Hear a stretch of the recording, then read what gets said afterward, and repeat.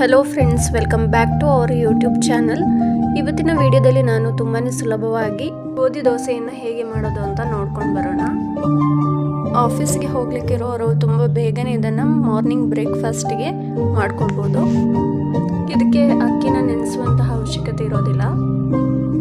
ಬನ್ನಿ ಹಾಗಾದರೆ ಹೇಗೆ ಮಾಡೋದು ಅಂತ ನೋಡ್ಕೊಂಡು ಬರೋಣ. ಫಸ್ಟ್ ನಾನಿಲ್ಲಿ 1/2 ಕಪ್ ಅಷ್ಟು ಮೈದಾ ಹುಡಿಯನ್ನು ಹಾಕ್ಕೊಳ್ತಾ ಇದ್ದೀನಿ. ಹಾಗೆ 1 ಕಪ್ ಅಷ್ಟು ಗೋಧಿ ಹಿಟ್ಟನ್ನು ಹಾಕೊಳ್ತಾ ಇದ್ದೀನಿ.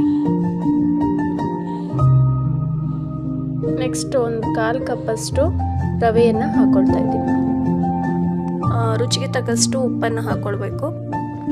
ನೆಕ್ಸ್ಟ್ ಇದಕ್ಕೆ ಸ್ವಲ್ಪ ನೀರನ್ನು ಹಾಕೊಂಡು ಚೆನ್ನಾಗಿ ಮಿಕ್ಸ್ ಮಾಡ್ಕೊಳ್ಬೇಕು. ನೀರು ಕನ್ಸಿಸ್ಟೆನ್ಸಿ ದೋಸೆಗೆ ನೀರು ದೋಸೆ ಎಲ್ಲ ಮಾಡುವಾಗ ಎಷ್ಟು ಹಾಕೊಳ್ತೀವಿ ಅಷ್ಟೇ ಇರಬೇಕು. ಇವಾಗ ದೋಸೆ ಹಿಟ್ಟು ರೆಡಿಯಾಗಿದೆ. ಇವಾಗ ದೋಸೆನ ಹಾಕೊಳ್ಳಿಕ್ಕೆ ಮುಂಚೆ ಈ ರೀತಿ ಚೆನ್ನಾಗಿ ಮಿಕ್ಸ್ ಮಾಡ್ಕೊಳ್ಬೇಕು.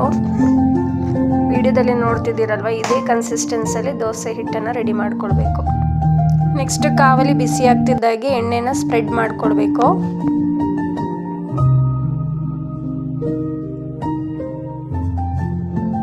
ಇವಾಗ ತೆಳುವಾಗಿ ಈ ರೀತಿ ದೋಸೆನ ಹಾಕೊಳ್ಬೇಕು.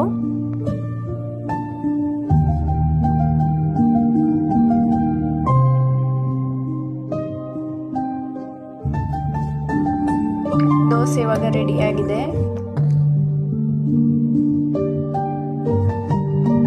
ನೋಡಿದ್ರಲ್ಲ ಫ್ರೆಂಡ್ಸ್, ತುಂಬಾ ಈಸಿಯಾಗಿ ಮನೆಯಲ್ಲಿ ಯಾವ ಥರ ಗೋಧಿ ದೋಸೆನ ಮಾಡ್ಕೊಳ್ಬೋದು ಅಂತ.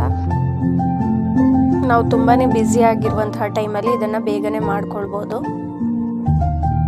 ಓಕೆ ಫ್ರೆಂಡ್ಸ್, ಇವತ್ತಿನ ವಿಡಿಯೋ ನಿಮಗೆ ಇಷ್ಟ ಆಗಿದ್ರೆ ಪ್ಲೀಸ್ ಲೈಕ್ ಮಾಡಿ, ಶೇರ್ ಮಾಡಿ, ಕಮೆಂಟ್ ಮಾಡಿ. ಹಾಗೆ ನೀವಿನ್ನೂ ನನ್ನ ಚಾನಲನ್ನು ಸಬ್ಸ್ಕ್ರೈಬ್ ಮಾಡಿಲ್ಲ ಅಂದರೆ ಪ್ಲೀಸ್ ಸಬ್ಸ್ಕ್ರೈಬ್ ಮಾಡಿ.